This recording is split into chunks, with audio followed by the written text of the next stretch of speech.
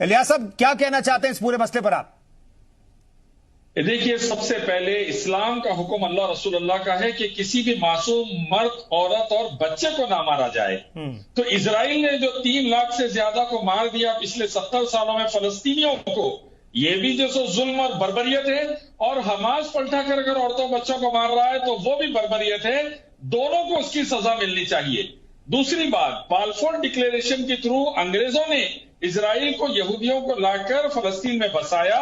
वही अंग्रेज जो 200 साल तक हम पर बर्बरियत से, बर्बरता से हुकूमत करके भारत को बर्बाद करे, वही अब फलस्तीनियों को बर्बाद कर रहे हैं इजराइल के थ्रू। तीसरी अहम बात, हर वक्त Israel international conventions, United Nations के रूल्स को तोड़ता है और हर वक्त ओस्लो एग्रीमेंट को तोड़ता है। 20 लाख से ज्यादा फलस्तीनियों का खाना पानी बंद कर कर उनको मारने की प्लानिंग जिनोसाइड पर उतारू है।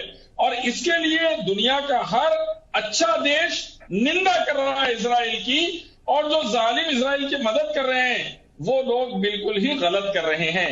चौथी और आखिरी बात, महात्मा गांधी से लेकर वाजपेयी जी तक और वाजपेयी से लेकर नरेंद्र मोदी तक भारत का स्टैंड क्लियर है यूनाइटेड नेशंस में कि इजराइल ने फलस्तीन को मानना चाहिए, लड़ाई बंद करनी चाहिए, 2 स्टेट थ्योरी चलनी चाहिए। फलस्तीन अपनी हुकूमत करेगा जेरूसलम से लेकर अतराफ के इलाकों पर, और इजराइल तल अवीव से अपनी हुकूमत करेगा। ये चीज नेतन्याहू जैसी दरिंदगी वाले इंसान को समझ नहीं आ रही, और वो पूरी दुनिया को तीसरी।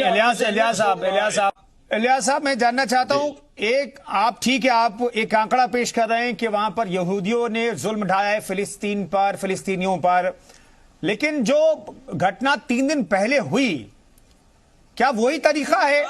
क्या वही तरीका है विरोध दर्ज कराने का?